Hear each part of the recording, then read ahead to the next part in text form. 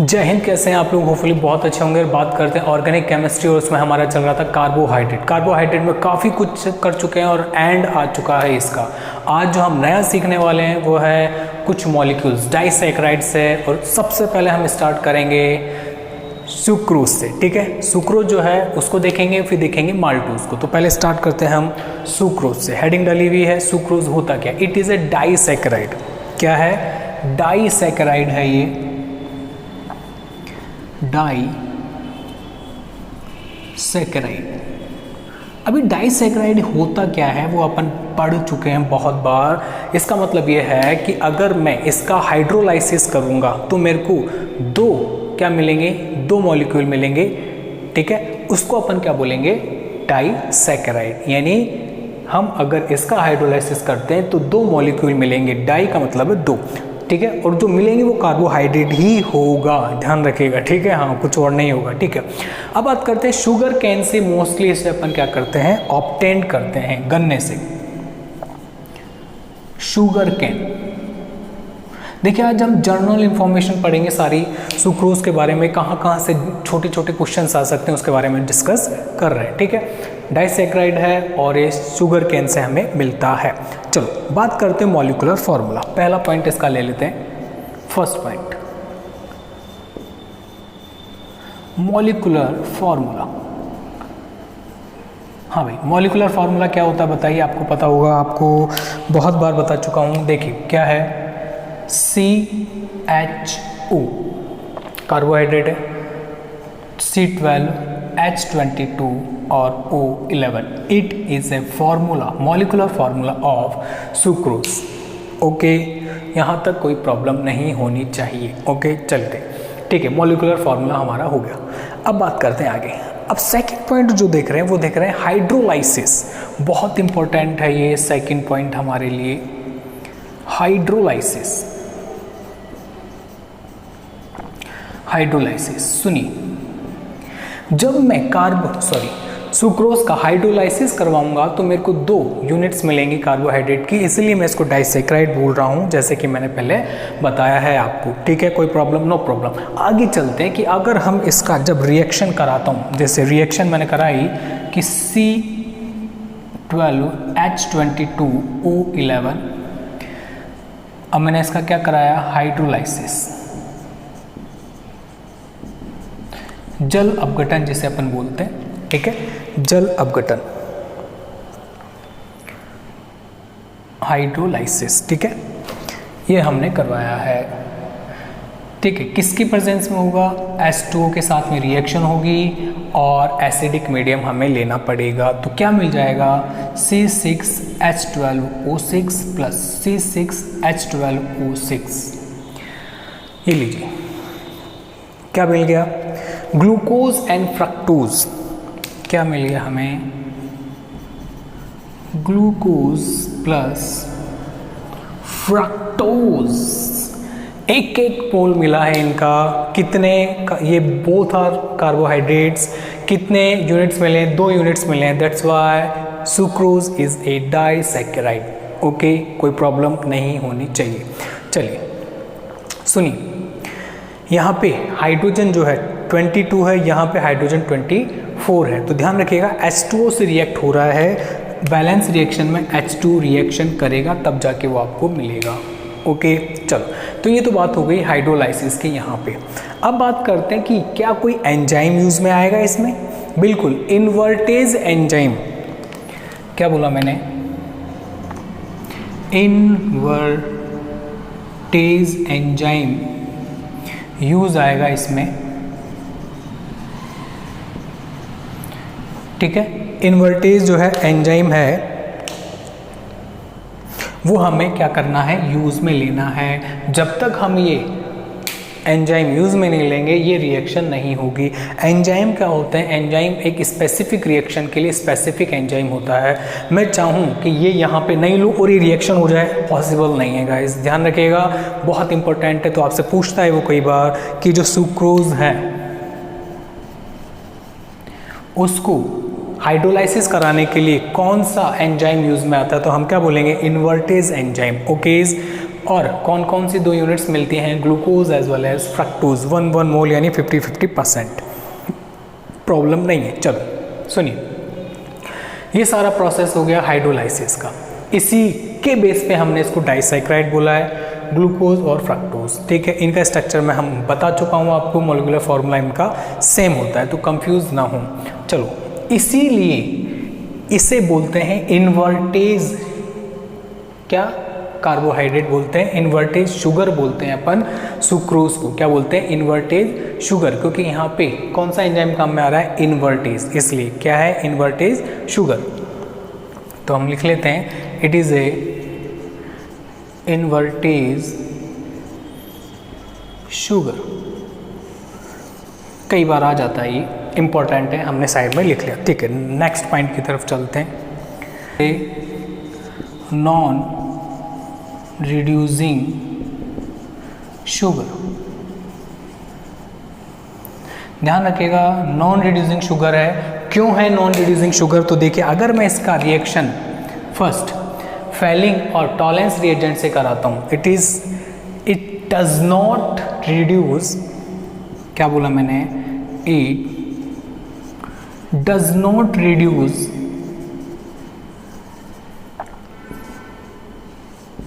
Fehling and Tollens reagent. तो ये Tollens और फेलिंग रिएजेंट को रिड्यूस नहीं करता है, फेलिंग सॉल्यूशन होता है, टॉलेंस रिएजेंट होता है, बहुत अच्छे से पता है हमें, ये चीज़ें पता होनी चाहिए। तो ये इसके साथ में रिएक्ट नहीं करता है सुक्रोज, ध्यान रखिएगा, बहुत इंपॉर्टेंट है, बहुत इंपॉर्टेंट टॉपिक, इससे बहुत इंपॉर्टेंट क्वेश्चन बनता है। सुक्रोज वो क्या बोलेगा, वो देगा which is non reducing sugar in following, 4 option दे देगा आपको, एक दे देगा सुक्रोज। समझ में आया इंपॉर्टेंट क्यों है, हमें ध्यान रखना है फेलिंग और टॉलेंस से रिएक्ट नहीं करता है। नेक्स्ट बी पॉइंट, क्या कि आपका जो सुक्रोज है वो क्या करता है, बिल्कुल भैया ये म्यूटा रोटेशन शो नहीं करता है, इट डज नॉट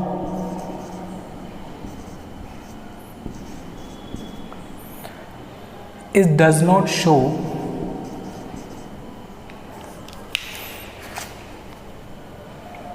क्या बोला मैंने, is does not show mutarotation, ये लीजिए, it does not show mutarotation, mutarotation show नहीं करेगा, ध्यान रखिएगा, म्यूटा रोटेशन नहीं देता है किसी भी कंडीशन में, नहीं देगा, नहीं देगा, नहीं देगा। चलें आगे। नेक्स्ट क्वेश्चन आता है, क्या ये ओसाजोन का फॉर्मेशन करता है, नहीं करेगा, it does not form, it does not form क्या, ओसाजोन, ध्यान रखिएगा ओसाजोन नहीं बनाएगा ये किसी भी कंडीशन में। ओसाजोन क्या होता है मैं आपको पहले बता चुका हूँ बहुत अच्छे से, प्रीवियस क्लासेस में हमने बता चुका हूँ आपको ओसाजोन कैसे बनता है, म्यूटा रोटेशन क्या होता है, फेलिंग रिएजेंट और टॉलेंस रिएजेंट से रिएक्शन क्या होती है, ठीक है। तो ध्यान रखेंगे 3 पॉइंट्स हैं, यहाँ से डायरेक्ट क्वेश्चन आते हैं। पहला नॉन रिड्यूसिंग शुगर क्यों है, उनके अंदर मैंने 3 पॉइंट बताए हैं। फर्स्ट वेरी इंपॉर्टेंट, क्या it does not reduce Fehling और टॉलेंस रिएजेंट, ठीक है। सेकेंड पॉइंट क्या है, does not form ओसाजोन और does not show mutarotation, ध्यान रखेंगे, कोई प्रॉब्लम मेरे हिसाब से नहीं होनी चाहिए, ठीक है। तो ये पॉइंट है। अब चलते हैं थोड़ा सा आगे की तरफ, ओके। सुक्रोज में 1-2 ग्लाइकोसाइडिक लिंकेज प्रेजेंट होता है, ठीक है, ये हम पढ़ चुके हैं पहले भी, तो मैं लिख देता हूँ इसको, क्या 1-2 ग्लाइकोसाइडिक लिंकेज ये प्रेजेंट होता है। अब मैं आपको बना के दिखाता हूं कैसे। तो देखिए, पहले तो मैं बना देता हूं ग्लूकोज का हावर्थ स्ट्रक्चर, ये लीजिए, ठीक है। और जो ग्रुप्स होते हैं वो कैसे होंगे वो मैं आपको बता देता हूं। ये लीजिए, ये स्ट्रक्चर कैसे बनाई है मैंने, इसके लिए आप प्रीवियस लेक्चर देख सकते हैं और आना भी चाहिए। अब तो इतना हमने स्टडी कर लिया है, ठीक है। और अब नीचे में फ्रक्टोज बनाता हूँ, ये लीजिए,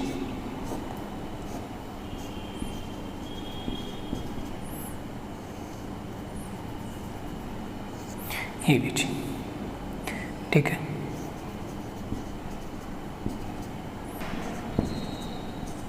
ये लीजिए, ये मैंने क्या करा है, ये मैंने बनाया है सुक्रोज का स्ट्रक्चर बनाया है और इसमें लिंकेज शो किया है 1,2- ग्लाइकोसाइडिक लिंकेज। ध्यान रखिए ये जो है ये है आपका ग्लूकोज। कैसा ग्लूकोज है, अल्फा फॉर्म है, अल्फा ग्लूकोज।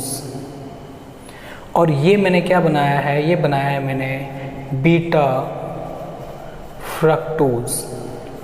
अब एक चीज़ ध्यान रखेंगे, 6 मेंबर रिंग है तो इसे पायरेनोज बोलेंगे, 5 मेंबर रिंग है तो हम इसे क्या बोलेंगे, फ्यूरेनोज बोलेंगे। ये बताने की नीड नहीं है। चलो, मैंने बोला बीटा। बीटा क्यों बोला, क्योंकि इसमें OH ऊपर की तरफ होगा। ऊपर की तरफ का मतलब है जब आप फ्रक्टोज बनाएंगे तो इसमें OH ऊपर की तरफ होगा, तब इसे बोलते हैं बीटा फॉर्म। ये हमारा ग्लूकोज है। जब आप इसकी ग्लूकोज की यूनिट बनाएंगे और यहाँ पे जब OH लगाएंगे, नीचे की तरफ ऊपर OH लगाएंगे, मैं C1 कार्बन की बात कर रहा हूँ दोनों में, तो यहाँ पे OH नीचे की तरफ, जब नीचे की तरफ OH तो अल्फा फॉर्म होगी, ऊपर की तरफ OH तो बीटा फॉर्म होगी। इसलिए मैंने लिखा है बीटा फ्रक्टोज और अल्फा ग्लूकोज। तो ध्यान रखिएगा, इट इज़ ए C, ठीक है। कैसे बॉन्ड हो गए आपके, ये आपके हो गए हमारे क्या, सुक्रोज में ग्लाइकोसाइडिक लिंकेज। कैसा हो गया, ग्लाइकोसाइडिक लिंकेज, ठीक है। अब सुनिए, ये जो कार्बन है ये नंबर 1 नहीं, ये नंबर 2 है। देखिए नंबर 1 है ये, नंबर 2, नंबर 3, नंबर 4, नंबर 5 और नंबर 6। इसमें 1, 2, 3, 4, 5, 6 कार्बन होते हैं। 6 के 6 मैंने यहाँ पे रिप्रेजेंट कर दिया, ओके। तो ये सुनिए, अब 1, 2 क्यों बोला है मैंने इसको, क्योंकि ग्लूकोज का तो 1 नंबर का कार्बन, फ्रक्टोज का 2 नंबर का कार्बन आपस में बॉन्ड फॉर्मेशन कर रहा है, तो हम इसे क्या बोल रहे हैं, हम इसे बोल रहे हैं 1,2 ग्लाइकोसाइडिक लिंकेज, ठीक है। इसमें प्रॉब्लम नहीं होने चाहिए मेरे हिसाब से। चलें आगे। अभी हमने देखा सुक्रोज, अब हम देखेंगे लैक्टोज, ठीक है। माल्टोज मैंने गलती से बोल दिया था। अब हम देखेंगे लैक्टोज जो है हमारा, स्टडी करेंगे इसके ऊपर। क्या होता है, मिल्क में प्रेजेंट होता है, इसलिए हम इसे बोलते हैं मिल्क शुगर। ध्यान रखिएगा, बहुत इंपॉर्टेंट है मिल्क शुगर। ये भी क्या है, डाइसैकेराइड है गाइज। हम इसे क्या बोलेंगे, डाइसैकेराइड,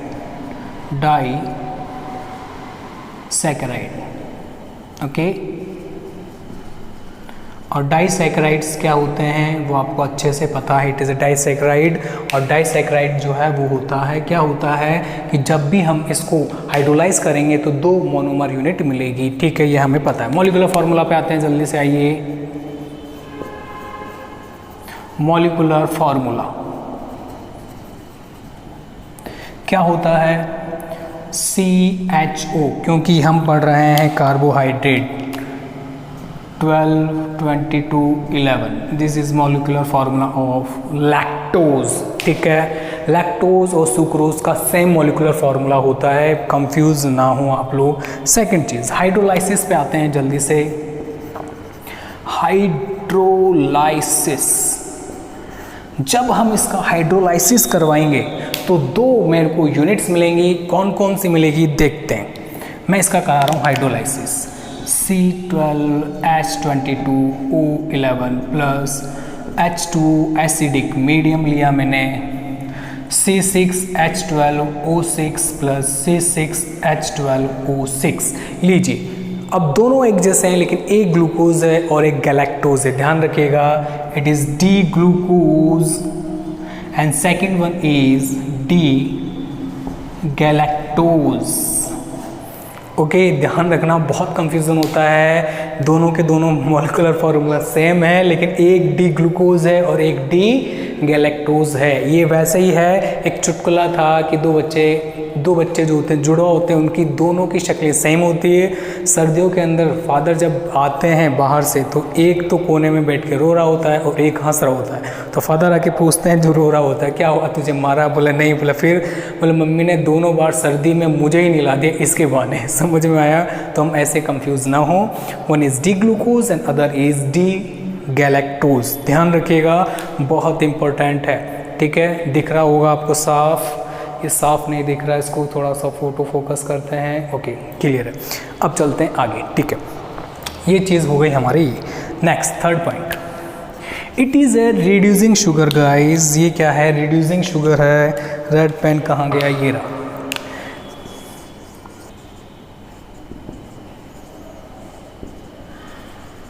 ये लीजिए, रिड्यूसिंग शुगर है हमारी ये। और हम इससे क्या बोलेंगे, क्यों है रिड्यूसिंग शुगर? क्योंकि ये फैलिंग और टॉलरेंस एजेंट से रिएक्ट कर लेती है और क्या देती है? ये देती है हमें क्या? दोनों से रिएक्शन करके कार्बोक्सिलिक अम्ल बना लेता है। ठीक है, कार्बोक्सिलिक एसिड फॉर्मेशन हो जाता है। तो क्या बोलेंगे? It is a reducing sugar. तो ये लिखने की नीड नहीं है, हम डायरेक्ट लिखते हैं। क्या लिखेंगे? It reduce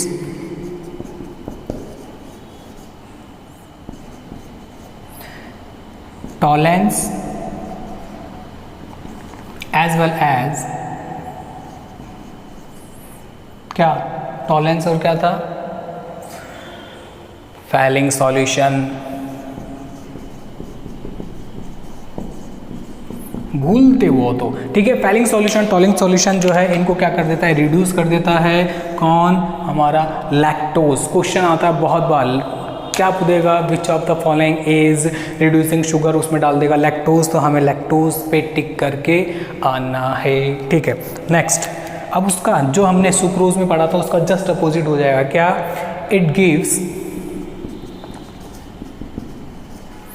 it gives osazone और इट फॉर्म्स, एक ही बात है, इट फॉर्म्स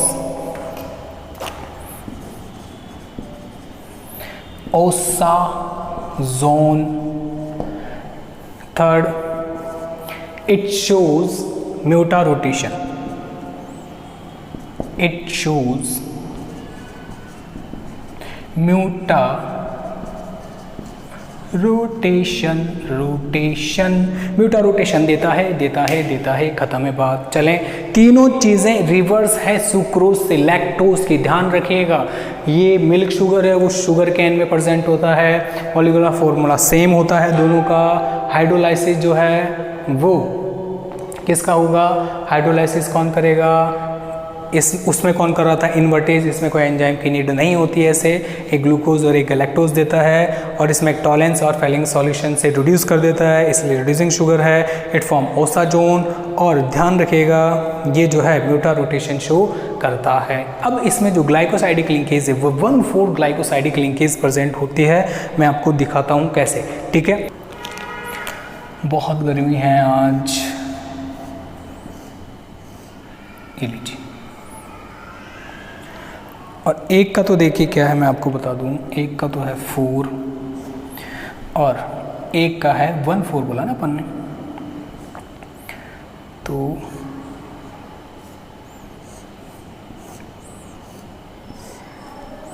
ये लीजिए, यहाँ पे स्टीरियोकेमिस्ट्री की कोई नीड नहीं है। यहाँ पे अल्फा बीटा कुछ भी ले सकते हैं आप। यहाँ पे बीटा फॉर्म आएगी। ठीक है, एंटीना ऊपर की तरफ, एंटीना ऊपर की तरफ। ये लीजिए, ठीक है, H। यहाँ पे हम स्टीरियोकेमिस्ट्री शो कर देंगे। कहाँ पे आएगा? देखिए क्या है, OH यहाँ आ जाएगा। ये हमने ग्लूकोज बना दिया है, ये H। ठीक है, यहाँ पे ध्यान रखिए। आज क्या बात है, खाना नहीं खाया? बिल्कुल। चलो आइए, क्या ध्यान से देखिए, it is glucose and it is galactose. क्या डिफरेंस है सुनिए। यहाँ पे जो नंबर 4 है, वहाँ पे एक दूसरे का क्या है, ये एपीमर है, क्योंकि नंबर 4 पे इनकी स्टीरियोकेमिस्ट्री, ग्रुप की स्टीरियोकेमिस्ट्री अलग है, इनको बोलते हैं क्या, epimer of each other, glucose and galactose. ये जो ग्लूकोज है, ये जो ग्लूकोज हमने लिया है, ये अल्फा या बीटा कुछ भी हो सकता है, कोई फर्क नहीं पड़ेगा, इसलिए मैंने इसकी स्टीरियोकेमिस्ट्री शो नहीं की है, ऐसे लगा दिया OH। ओके, इधर सुनिए, मैं नंबरिंग करता हूँ 1 2 3 4 5 6। ओके, 1 2 3 4 5 6। बोर्ड डांस कर रहा है, हम सॉन्ग नहीं गा रहे भाई, थम। चलो, हमने नंबरिंग कर दी, दिख रही है नंबरिंग, कोई प्रॉब्लम मेरे हिसाब से नहीं होनी चाहिए। ठीक है, सुनिए, नंबर 4 कार्बन को देखिए, इसमें OH नीचे की तरफ था, तभी यहाँ से OH से H2 बाहर निकल गया और इनके बीच में क्या आ गया, ऑक्सीजन। ये लीजिए, ठीक है, इट इज ऑक्सीजन। चलें आगे, सुनिए, इसमें OH ऊपर की तरफ था, तो मैंने बोला बीटा गैलेक्टोज, ध्यान रखिएगा, और इसमें OH कहीं पे भी हो सकता है, तो मैंने अल्फा और बीटा दोनों यूनिट बोल दिए। ठीक है, सुनिए, ग्लूकोज का 4, गैलेक्टोज का 1, तो क्या हो गया, 1,4 ग्लाइकोसाइडिक लिंकेज, 1,4 ग्लाइकोसाइडिक लिंकेज। ध्यान रखिएगा, 1 किसके रेस्पेक्ट में बोलेंगे, 1 बोलेंगे गैलेक्टोज के रेस्पेक्ट में, C1 कार्बन यूज में आ रहा है, और C4 कार्बन किसके सेंस में बोलेंगे, C4 कार्बन बोलेंगे हम ग्लूकोज के सेंस में। ध्यान रखिएगा, बहुत इंपॉर्टेंट है, दोबारा से रिपीट कर रहा हूँ, लैक्टोज में 1,4 ग्लाइकोसाइडिक लिंकेज प्रेजेंट होता है। क्यों, कैसे होता है, वो मैंने आपको बता दिया है। ग्लूकोज के अंदर जो है 4 नंबर का कार्बन पार्टिसिपेट करता है, जबकि इसके अंदर, किसमें, गैलेक्टोज के अंदर 1 नंबर का कार्बन पार्टिसिपेट कर रहा है ग्लाइकोसाइडिक लिंकेज के अंदर। ये है आपका ग्लाइकोसाइडिक लिंकेज, ये लिंक हो रहा है, बॉन्ड भी आप इसे बोल सकते हैं, कोई प्रॉब्लम नहीं है। तो ये जो स्ट्रक्चर हो गया, वो हो गया लैक्टोज का स्ट्रक्चर। जब मैं इसका हाइड्रोलाइसिस करवाऊंगा H2 की प्रेजेंस के साथ में रिएक्शन, एसिडिक मीडियम प्रोवाइड करवाऊंगा, तो मेरे को 1 यूनिट ग्लूकोज की मिलेगी, 1 गैलेक्टोज की मिलेगी। ये बॉन्ड यहाँ से टूट जाएगा आफ्टर द हाइड्रोलाइसिस, जल अपघटन के बाद में। ठीक है, इसलिए मैं इसे बोल रहा हूँ डाइसैकेराइड। ठीक है, तो कुछ इंपॉर्टेंट चीज़ें जो मैंने आपको बताई इन डाइसैकेराइड्स के बारे में हमें पता होना चाहिए। आपने अगर अभी तक चैनल सब्सक्राइब नहीं किया तो सबसे पहले वे कीजिए, लाइक कीजिए, और कोई प्रॉब्लम है तो प्लीज़ कमेंट करके पूछ सकते हैं। हंसते रहिए, मुस्कुराते रहिए। जय हिंद।